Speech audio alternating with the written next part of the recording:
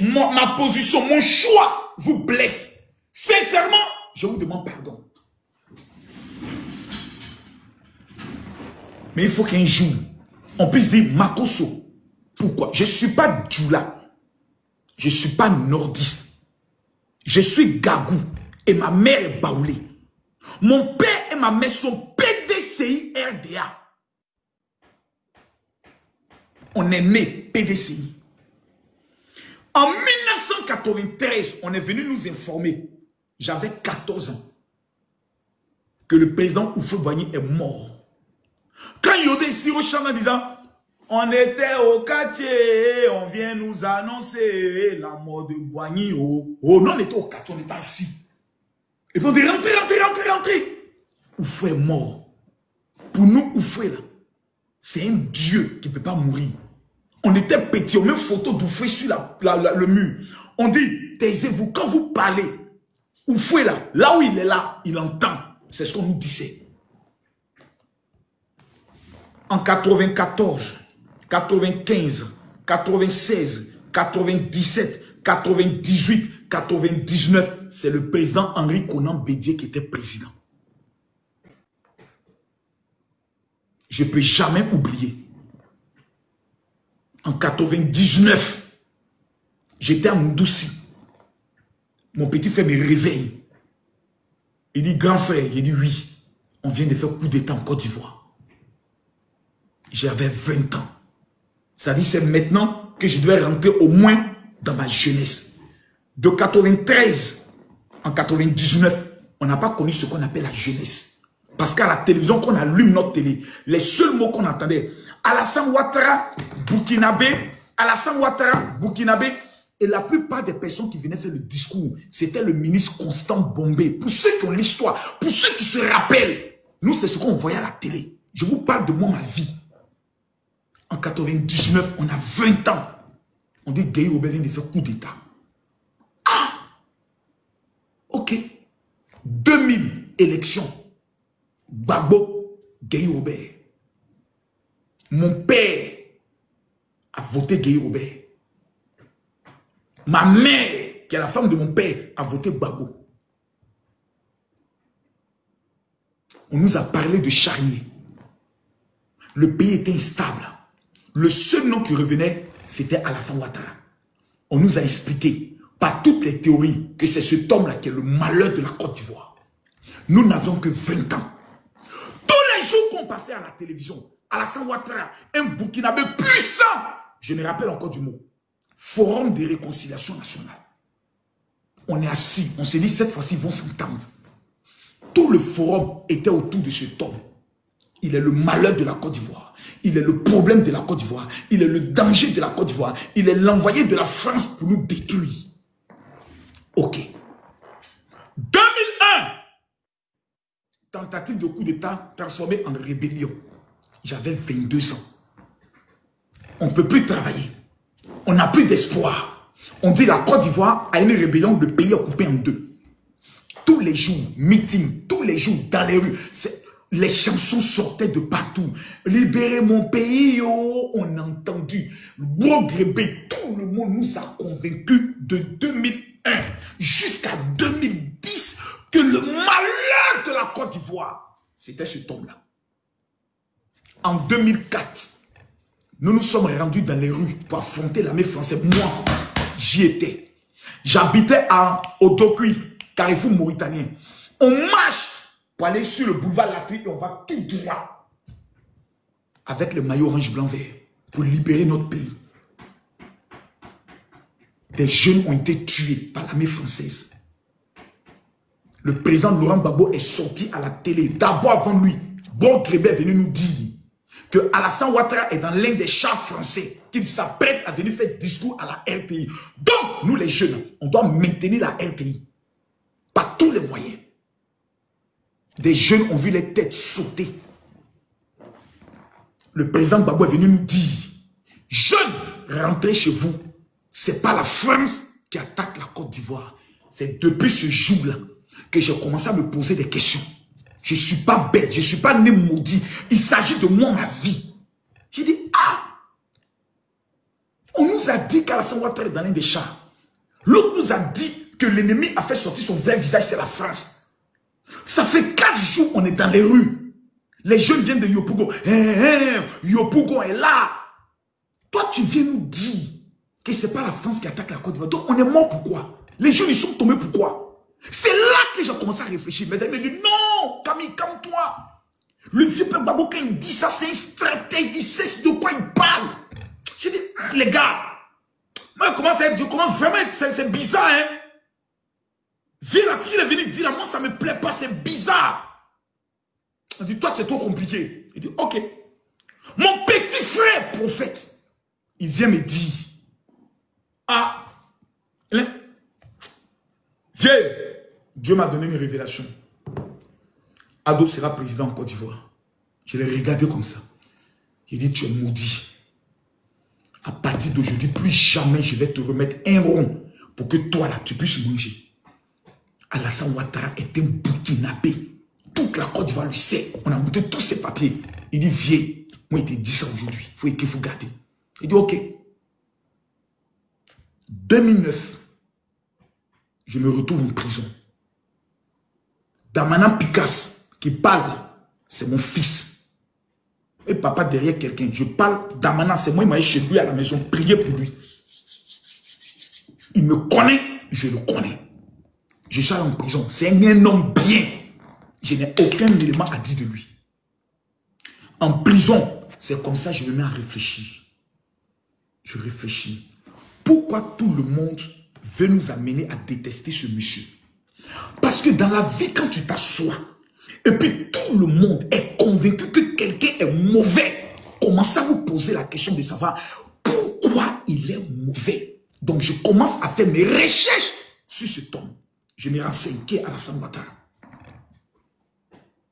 Il est celui, quand la Côte d'Ivoire a connu sa crise économique, le premier président Félix Houphouët-Boigny s'est assis et puis il recherche parmi tous ceux qu'il connaît qui peut sauver l'économie de son pays, qui peut prendre le soin de faire sortir la Côte d'Ivoire de la mort.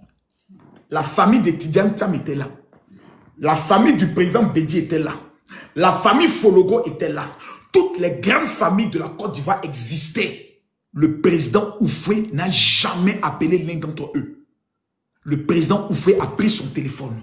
Il dit, je vais appeler un jeune Ivoirien qui s'appelle Alassane Ouattara. Celui qui combat Alassane Ouattara, combat Félix Houphouët-Boigny. Ça veut dire que tu es un enfant maudit. Tu es un enfant maudit. Ton papa, le père fondateur de la nation ivoirienne, s'est levé. Il dit, moi, je vais appeler Alassane Ouattara. Fils, viens sauver le pays. Et vous te maudit. Toi, tu es plus intelligent qu'Houphouët. Toi, là, tu es plus intelligent qu'Houphouët-Boigny. Est-ce que vous êtes normal? Le père fondateur de tous les fils a choisi Alassane Ouattara pour sauver son pays. Qui partait à la dérive des voleurs, des voleurs, des voleurs. Tout le monde volait, allait faire les grandes plantations. Le président Ouattara est venu. Il a mis le pays sur les rails. Voyant que cet homme est une menace pour les voleurs, il faut l'attribuer la nationalité burkinabé, le traité de Bouki, afin que les Ivoiriens puissent le haïr, parce qu'aucun Ivoirien intelligent, sérieux, serait prêt à accepter un burkinabé à la tête du pays. Je réfléchis. Linas Makoussi, Kléber, Lomé 1, Lomé 2, Ouagadougou, on nous a donné comme premier ministre Sorogio. On dit le pays va bien. Je me rappelle encore du discours de Laurent Gbagbo, président. C'était au Rwanda où il était. Et il a dit, j'informe à tout le monde, Alassane Ouattara sera candidat et je le battrai. Nous irons aux élections, il n'y aura rien. Ce discours, c'était lors de la fête de l'indépendance. Si je me trompe, en 2005, on organisera les élections et il n'y aura rien. En 2008-2009, on part aux élections. C'est comment tout le langage de la campagne électorale du FPI était basé sur Alassane Ouattara est un Burkinabé. Alassane Ouattara est le père de la rébellion. Alassane Ouattara est le malheur de la Côte d'Ivoire. Projet de société, zéro. Programme de gouvernement, zéro. Comment nous allons manger 3 fois par jour, zéro. Tout le projet était uniquement Alassane Ouattara est le père de la rébellion. Message de haine. Message de xénophobie. Ce sont ces mêmes langages de 2000 jusqu'à 2010 qui a mis la Côte d'Ivoire dans la guerre et dans les problèmes. Ils ont tenu le même langage. Regardez la dernière marche qu'ils ont organisée à Yopougon. Quel était le langage? On va installer Babo Petit Bossi, rentre chez toi. On va installer Babo Petit Mossi, rentre chez toi. Le même langage revient 15 ans après. Sans aucun projet. Le même langage, le même comportement, la même haine et l'opération. Nous ne voulons pas que cet homme fasse un nouveau mandat sans nous expliquer qu'est-ce qu'il a fait en 15 ans qui est mauvais pour la Côte d'Ivoire. À un moment donné, dans la vie, il ne faut pas être bête. Il ne faut pas être maudit. Il ne faut pas être fou. Tu t'assois et puis tu réfléchis de toi-même. C'est ce que moi j'ai fait. Et j'ai enlevé mon pied dans l'affaire.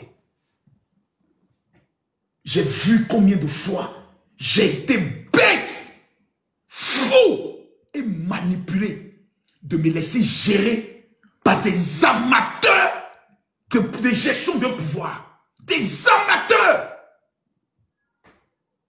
Je regarde le président Ouattara prendre ce pays après une guerre. En 2010, Gbagbo dit j'ai gagné. Ouattara dit j'ai gagné. Mais toute la Côte d'Ivoire consciente, intelligente et sérieuse sait qu'il est impossible que Gbagbo gagne Alassane Ouattara et Henri Konan Bédié unis. Ce n'est pas possible.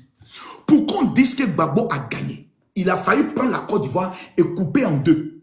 Toutes les voix de Boundiali, de Fekese Dougou, de Kongre, d'Odiéné, de Séguéla, de Bouaké et de Sakassou ont été annulées.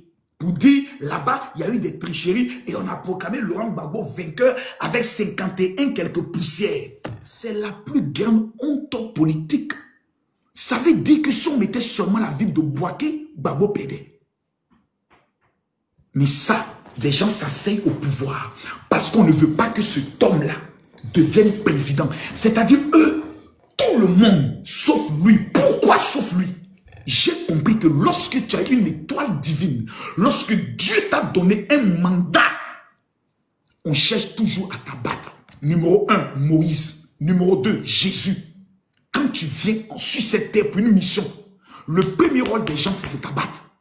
On a tout fait. Il ne sera jamais candidat. Il a été candidat. Il ne sera jamais président. Il a été président. Quand ce qui est annoncé contre un individu se transforme en positif, quand on dit que tu ne seras jamais rien, que tu deviens, c'est que ce n'est pas par une force humaine, c'est une force divine. J'ai encore le discours. Dafi Nguessan, à la place de la République, Alassane Ouattara ne sera jamais président ici, il va passer par où? Il est devenu président. Une guerre a eu lieu en Côte d'Ivoire. On nous a fait croire que c'est la France qui a fait la guerre. Je me suis dit, mais on ne peut pas insulter notre intelligence. À l'ouest, c'était le commandant Fofana. Excusez-moi si je me trompe, rappelez-moi le nom du commandant. C'était le commandant Loss. C'était le commandant Loss, qui était commandant de la zone de l'ouest. Les hommes de Gbagbo ont dit qu'ils n'ont plus, les rebelles n'ont plus de munitions. Commençons l'attaque à l'ouest. Lorsqu'ils ont attaqué au niveau de l'ouest, ça a commencé à Béouin et Zonien. Celui qui dit que ce que je dis est faux, viens me démontrer. Le commandant Losseni, ok, Loss, commandant Losseni, Loss, merci beaucoup. Et à l'ouest, ils ont perdu. Il y a eu des combats fratricides au niveau de Diokwe. Hélas, des villages ont été exterminés. Des morts de partout. Les gens de Bouaké ont commencé à descendre. À Yamoussoukro, c'est la ville de paix, il n'y a eu aucun combat. Ils sont passés par Zopé. Ils ont maté tout ce qu'ils ont trouvé. Ils sont rentrés à Abidjan. Avant même qu'ils ne viennent à Abidjan. À Bobo ici, il y avait ce qu'on appelle les commandos invisibles. Tous les militaires qui rentraient, les petits, les jeunes petits, Djoula. Quand il dit, moi, je vais dire ça. Parce qu'Alassane Ouattara, son bastion, là, c'est d'abord le nord. Les jeunes petits Doula de Kennedy ici, ils ont brûlé chaque combat. Quand je parle, les gens pensent que c'est un rêve. Les jeunes petits Doula d'Abobo Kennedy, ils ont stoppé chaque combat. Ils ont brûlé chaque. C'est des guerriers pleins. Ils ont fait reculer les gendarmes. Les gendarmes étaient obligés de s'arrêter vers le zoo pour bombarder, pilonner sur Aboboga. Ils ne pouvaient plus rentrer. Bagbo a été pris, Bagbo est capturé, Ouattara est président.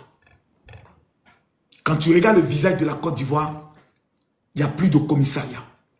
Les banques pillées, l'administration totalement détruite. Les gens fuient, d'autres sont au Ghana. Comment on va faire pour reconstruire ce pays en un an? Hey, Seigneur, quand je parle, c'est comme s'il y a envie de couler des larmes. Excusez-moi.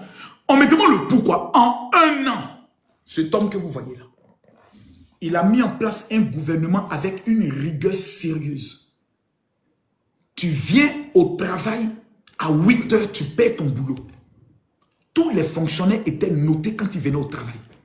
Dans tous les commissariats, ils ont mis une boîte. Si tu n'es pas satisfait du policier, tu peux écrire, mettre dans la boîte, il y a un service qui passera prendre. Les policiers ont commencé à pousser voiture quand tu tombes en panne. Autant de babos. Ta voiture n'est qu'à tomber en panne. Le policier vient, mais il te parle mal pour mettre encore dessus. Maintenant, là, policier te respecte, policier cause, policier fait course, policier court avec sa population. De 2011 à 2015, la Côte d'Ivoire commence à connaître une transformation. Yopougon de Babo. Les endroits où on ne peut jamais imaginer qu'on allait mettre route à pousser là-bas.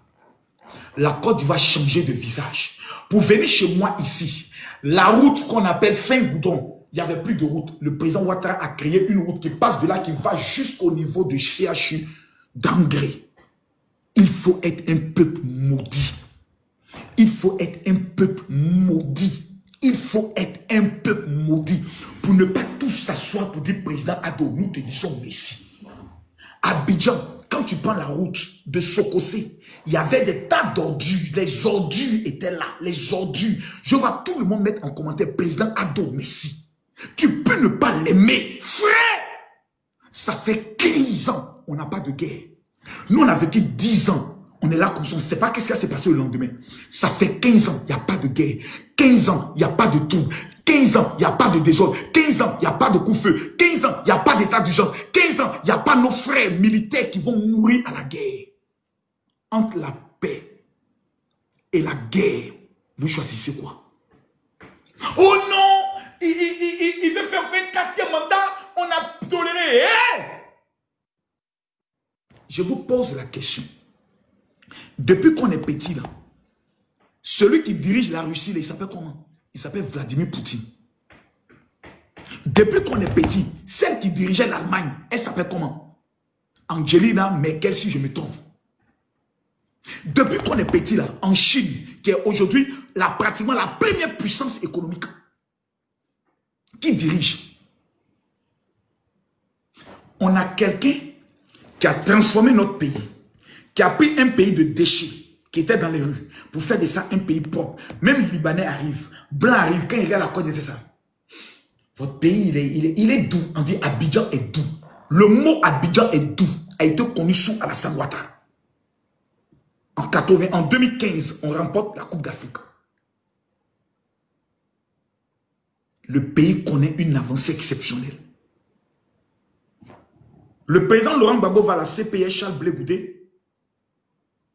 Il n'y a pas d'éléments qui attestent qu'ils ont pu commettre un crime contre l'humanité. On les libère. Le président Alassane Ouattara pouvait dire, pour des raisons de sécurité nationale et pour la cohésion pacifique de la paix, je refuse pour le moment que ces gens rentrent dans mon pays. Il leur a remis leur passeport, ils sont arrivés dans le pays. Qui sont ces gens? Quand ils arrivent, tout le pays doit commencer à avoir peur. Qui sont ces gens quand on prononce leur nom, tel que M. Soro Guillaume? Toute la Côte d'Ivoire doit trembler. Quand on dit Soro Guillaume, les Ivoiriens doivent avoir peur. Pourquoi? Qui sont ces gens dont l'esprit de mort, la mort, les troubles, le désordre accompagnent leur nom? Pourquoi? Ça fait 15 ans, on n'a pas de problème. Pourquoi c'est en 2020, 25 là, quand eux ils arrivent, que le pays doit commencer à avoir des trucs? Donc finalement, sont les noms qui attirent sur la Côte d'Ivoire le malheur, l'esprit de mort et le désordre. Vous n'aimez pas votre vie. Vous n'aimez pas la Côte d'Ivoire. Vous avez que la haine. Lorsqu'on ne vous soutient pas, oh, quand Ouattara ne sera plus président, le premier exilé, ça sera Makosso, parce que nous, on ne va pas lui pardonner. Pourquoi? J'ai tué qui? Quel est le crime que j'ai commis? Quel est le délit que j'ai commis? Aimer Alassane Ouattara, c'est un délit. Donc, le jour où je dis que j'aime Alassane Ouattara, je suis le diable. Le jour où je dis que j'aime le président Laurent Gbagbo, alors je suis de Dieu. Qui êtes-vous? Même le conseil épiscopal catholique qui ne se sont jamais prononcés quand on a annulé l'élection d'Alassane Ouattara, sa candidature en 2015, en 1995 et en 2000. L'église catholique n'a jamais fait de communiqué. Pour des raisons partisanes. L'église catholique fait communiquer contre Alassane Ouattara. Mes frères, quand vous avez connu un pays en guerre, vous les jeunes des années 2000, vous qui êtes dans 2000, vous ne savez pas encore ce que c'est que la vie. Parce que tout ce que vous intéresse, c'est manger, boire, dormir, mougou. Nous là, on était assis et puis on voit, on entend boum, doudoum, bougougougougougougoum, doum. Et puis tu es en train de prier ton Dieu, tu dis Seigneur, je t'en supplie. Le Mali et le Burkina connaissent ce qu'on appelle des attentats terroristes. Le pays qui est considéré comme étant le miel, le pays qui est considéré comme étant la vache à lait de l'Afrique de l'Ouest, ce n'est pas le Burkina, ce n'est pas le Mali, ce n'est pas le Togo, c'est la Côte d'Ivoire. Nous avons le pétrole, nous avons l'or, nous avons les forêts, nous avons le gaz, nous avons 2 ports à San Pedro et à Abidjan. Nos ports, notre économie et notre électricité est celle qui gère plusieurs pays qui nous entourent. Celui qui arrivera à prendre la Côte d'Ivoire est celui qui va prendre le soin de gérer toute l'Afrique de l'Ouest. Qu'est-ce qu'il faut faire? Il faut tuer Alassane Ouattara, le chasser par tous les moyens afin que nous puissions profiter des richesses de la Côte d'Ivoire. Le seul homme qui protège nos richesses, c'est cet homme. Cet homme qu'on a traité de Burkinabé, cet homme qu'on a traité de France, de l'Alliance, c'est-à-dire le sous-préfet de France, c'est cet homme qui permet qu'aujourd'hui nos gaz soient exploités par les Hollandais, que notre or soit exploité par les Australiens. Ce n'est plus la France qui a le monopole en Côte d'Ivoire. C'est désormais la Chine qui travaille en Côte d'Ivoire.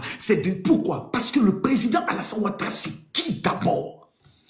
Lorsqu'on parle des économistes les plus crédibles au monde, parmi les 12 noms qui sortent dans le monde, il y a le nom d'Alassane Ouattara. Il est celui lorsqu'il est en face de Donald Trump.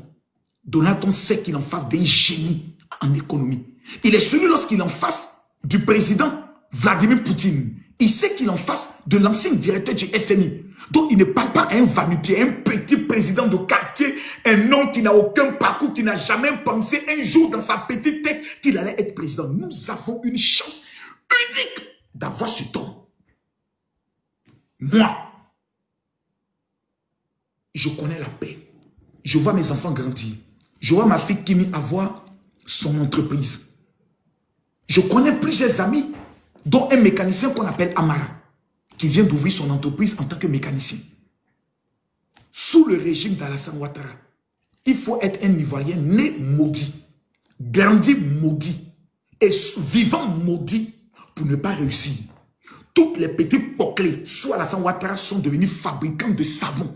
Elles vendent en ligne, elles gagnent l'argent.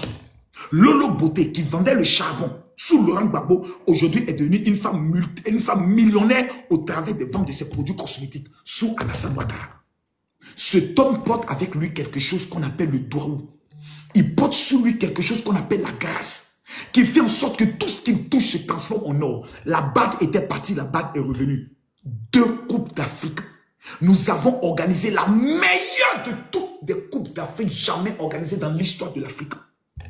Vous dites, Makosso, nous là, ce qu'on veut, c'est que Viela, il n'est qu'à partir. Pour donner le pays à qui? À des mougousseurs de gros cuits, à des criminels notoires, à des vendus, à des personnes qui ne savent même pas ce qu'on appelle la gestion macroéconomique. On va leur confier le pays. Pour retourner dans les bêtises, dans les amusements, on a les agoras qui poussent à gauche, à droite, on nous prend dans les quartiers, on est assis comme des moutons. C'est la France qui est en train de nous attaquer. À bas la France, c'est dans ces imbécilités-là, vous voulez nous ramener? C'est dans ces conneries-là, vous dites, on est qu'à retourner. Et quand on dit non, on sent pas la photo de ton papa, on va t'exposer. Vous n'avez encore rien vu. Regardez la gestion du président Ouattara. Un état sérieux où n'importe qui ne peut pas s'élever pour faire n'importe quoi. Sinon, on te recadre. Depuis que le président Ouattara est président, vous avez entendu une jeune fille dire « Ma soeur couche, ma soeur est la go d'Alassane Ouattara. » Vous avez entendu ça? Son épouse, Fantabé, Dominique Ouattara, son mari n'était pas encore président. Elle dirigeait l'ONG Children of Africa. Avant qu'Alassane Ouattara soit président, elle a commencé à faire des dons de milliards. De 1995 jusqu'à aujourd'hui, Children of Africa continue de sauver des vies des Ivoiriens. Son mari n'était pas encore président. Elle aidait des gens. Depuis qu'il est devenu président, vous avez entendu la première dame a pris son téléphone ou a menacé quelqu'un. Elle est mêlée dans quelque chose. Jamais. Aucun scandale. Le fils du président Alassane Ouattara est un beau gosse. Bel homme. Choco na choco. Vous l'avez entendu qu'il est dans les maquis en train de mourir les filles. Vous avez entendu que le fils d'Alassane Ouattara, il gère, par exemple, Kamen Sama. On n'a jamais entendu le nom de cette famille dans des scandales. Ils sont dans leur coin. Ils vivent leur vie. Le pays avance. Il n'y a pas de problème. Il y a même le frère du président Alassane Ouattara. Il est ministre de la Défense. Quand ton frère est président, c'est toi qui es président en temps normal. Vous l'avez déjà entendu dans un scandale sexuel? Non, il y a les petites que eux gèrent. Oui, jamais. On est dans un état sérieux.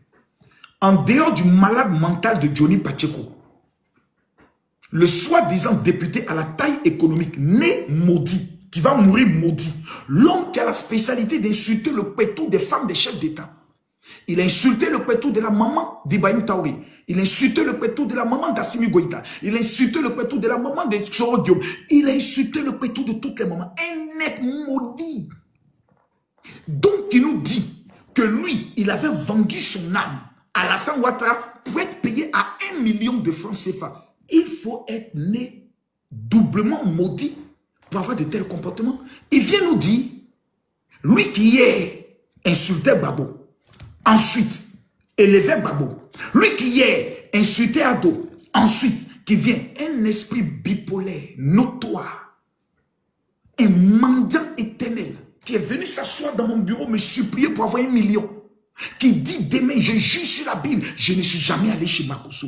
C'est un tel être que des Ivoiriens conscients, inconscients même, je peux le dire, qui n'ont jamais connu ce qu'on appelle les tombes de la guerre, vont venir s'asseoir pour dire Makosso, allons l'écouter. Vous les Ivoiriens, vous êtes un peuple méchant pour certains, pas tous les Ivoiriens. Vous êtes méchants. Celui qui a permis à 85% de vos villages de connaître l'électrification. Oh non, on s'en fout, non, c'est babo. On peut diriger un pays avec des inconscients. On peut diriger un pays avec des bipolaires. On peut diriger un pays avec des maudits. Vous n'avez aucune valeur de ce qu'on appelle la responsabilité d'un État qui avance. Jusqu'en 2040, jusqu'en 2050, Alassane Ouattara a déjà placé les pions. C'est un chemin qu'il a mis. Si on suit ce chemin, la Côte d'Ivoire rivalisera avec le Nigeria, avec l'Afrique du Sud, avec le Maroc, avec l'Éthiopie, avec l'Égypte. Vous dites non. Nous, ce qu'on veut là, on va installer Babo Petit, Mossi Rancheta. On va installer Dago. C'est l'amusement qui vous intéresse. Bande de petits voyous, délinquants notoires. C'est les imbécilités qui vous intéressent. Comment la Côte d'Ivoire deviendra un pays? Nous sommes 5 doigts. Vous savez, entre 5 et 1, c'est quoi qui est plus puissant selon vous? Je vous pose la question. Répondez-moi. Entre 5 et puis 1, c'est quoi qui est plus puissant? Voici 5 et voici 1. C'est quoi qui est le plus puissant? C'est le 1. Nous devons faire ça. Voici le nordiste. Voici le sudiste. Voici le guéré. Voici le Tambana. Voici le Yakuba. Voici le Bété. Et puis on fait ça. 1 pour notre nation. Pourquoi? Parce que nous avons découvert que la plupart des pays voisins ne nous ont jamais aimés. Et ne nous aiment pas. Si aujourd'hui, on dit la Côte d'Ivoire est en guerre, il y a des pays voisins qui vont fêter comme si c'était fête d'indépendance. On joue notre Coupe d'Afrique. On perd 4-0 contre la Guinée équatoriale. Il y a des pays voisins qui fêtent notre défaite, qui fêtent comme si c'est leur grand jour. Et vous, ça ne vous inquiète pas. La menace qui est sur la Côte d'Ivoire est une menace d'envahissement. Des gens s'apprêtent à nous attaquer pour dire, vous voulez nous attaquer, vous hébergez les terroristes, c'est pour cela que nous avons fait la légitime défense pour aller vous attaquer pour protéger notre pays. Voici ce qu'ils ont préparé. Et pendant ce temps, vous êtes en train de faire débat de TikTok. Aux États-Unis d'Amérique, quand un pays vit une menace terroriste, tout le pays devient un, derrière son président. Pendant que la Côte d'Ivoire est sous la menace terroriste, vous les Ivoiriens, vous êtes en train de vous organiser dans le noir pour savoir comment chasser le seul président qui est le plus redouté de tous les terroristes, qui a permis à notre armée d'avoir un équipement jamais organisé dans ce pays, jamais obtenu dans ce pays. Regardez l'armée de Côte d'Ivoire. Regardez le défilé qu'il y a eu leur Bouaké. Ce sont des gens qui sont causants. Vous avez de véritables guerriers. Au lieu que le pays se mette tous pour dire, bon oui, on sait, oui, c'est vrai, vos noms ne sont pas sur la liste, on comprend, on combattit, mais il y a urgence. Attendez, on revient en 2030 pour réparer ça.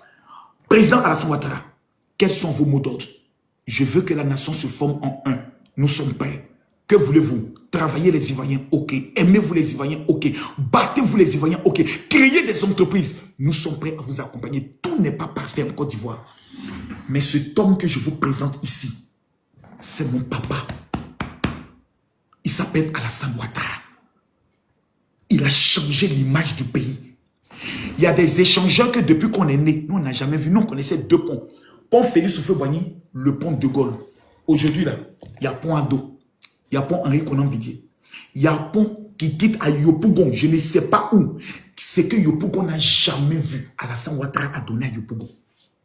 Abobo aujourd'hui a son palais de justice, a son CHU en construction.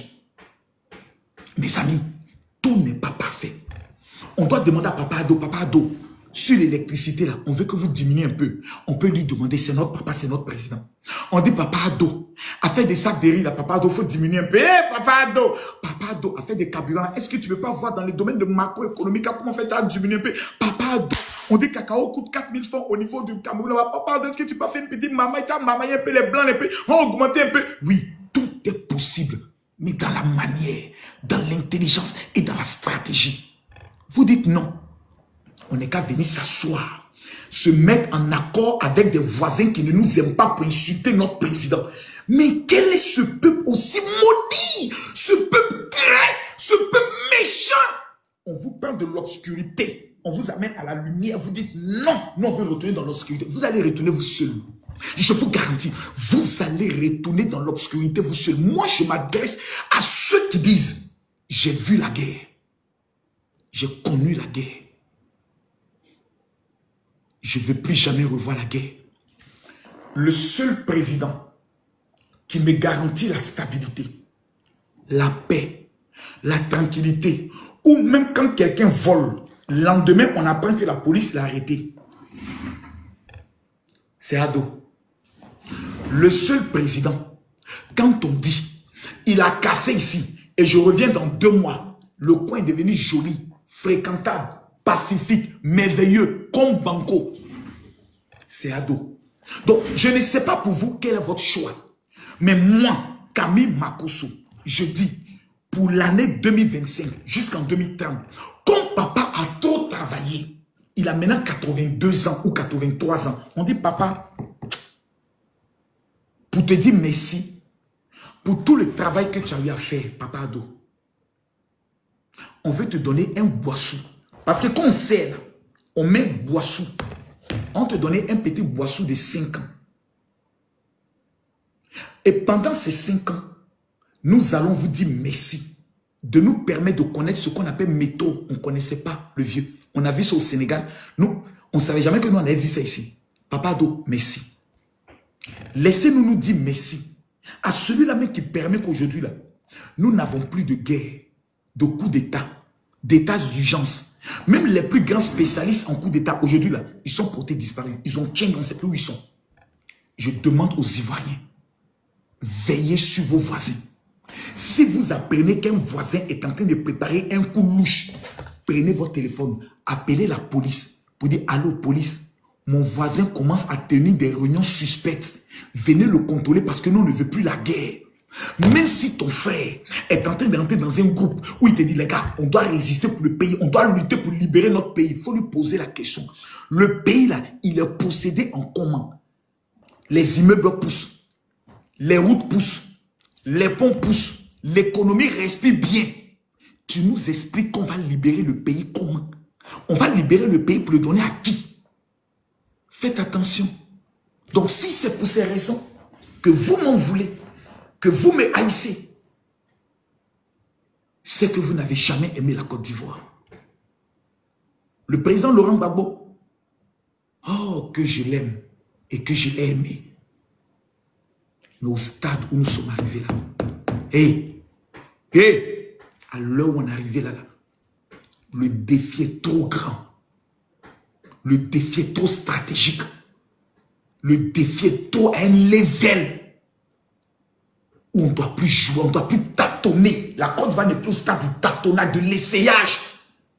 Nous sommes au stade de l'expérience et de la continuité du travail qui est fait. Si demain le président Ouattara n'est plus là, qu'on me dit son frère Téné Brahima, ou qu'on vient me dire que Patrick Hachi va continuer le relais, moi là, je meurs pour ces gens-là. Si on vient me dire qu'un bâtisseur comme Bakongo va continuer le relais, je meurs pour ces gens-là. Si on vient me dire que Big Togo, qui a pris Yopougon, qui est un homme de cœur, qui voit les pauvres et qui les aide, veut continuer, je meurs pour ces gens-là. Vous savez pourquoi?